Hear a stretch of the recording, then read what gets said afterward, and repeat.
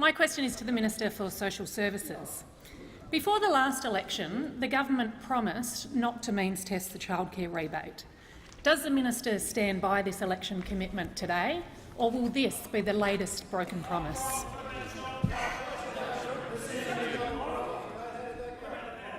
Before I ask the minister to reply, yesterday we had a use of props which was not authorised, and today we are having another, and I did not allow it.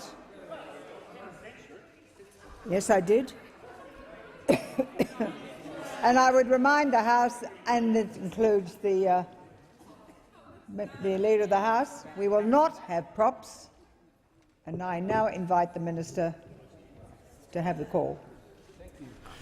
Madam Speaker, as I said to the House earlier this week, we spend $7 billion, taxpayers' money, seeking to do one very important thing, Madam Speaker, and that is to help families, particularly families on middle to lower incomes, to ensure that they can have those two incomes and get back into work, and to support families to be able to support themselves. Now, I have given an invitation, Madam Speaker, to those in the opposition and specifically to the Shadow Minister who has asked the question, that what I believe is necessary here, Madam Speaker, is for the parties to come together to support a package that families need when it comes to childcare, Madam Speaker. And there has been a history of policy in this area, Madam Speaker, where some of it has worked and some of it has not worked. It is true, Madam Speaker, that under those opposite, childcare fees went up by over 50%. It is true they lifted the rebate by 30% to 50%, and it didn't get any of these women back into work after they'd had children. And the risk is, Madam Speaker, that if you get this policy wrong, you're inviting young families to get trapped in a welfare net. Now, Madam Speaker, I say this directly to the opposition. If you want to play politics with this issue, well, you can do that, Madam Speaker, but you will be letting down families who are depending on us to get this right. Under the opposition, Madam Speaker, when they were in government, they introduced new regulations and new rules which put up the price of childcare.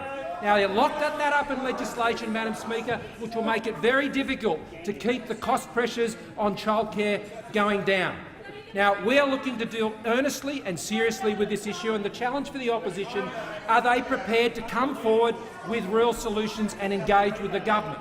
Now, if they're not, Madam Speaker, then what they can be accused of is engaging, as the Leader of the Opposition does constantly, in unfunded empathy. Happy to run around, Madam Speaker, empathise with every problem, but never bring forward a solution and never bring forward funding for that solution, Madam Speaker. What we see in the Leader of the Opposition is not a test match performer, but a big bash slasher, Madam Speaker. A big bash slasher who's happy to go for the big hit, for the big flash, the big populist effort, but he can't put it in and week out unless he's putting it in to someone else who he used to work for, Madam Speaker.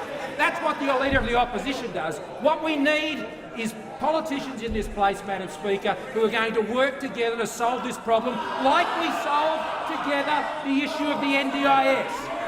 Like we work together to solve the issue of the NDIS. There'll be silence now, on my if those opposite want to politicise childcare, you will be disappointing the families and the mothers and fathers of Australia and their children.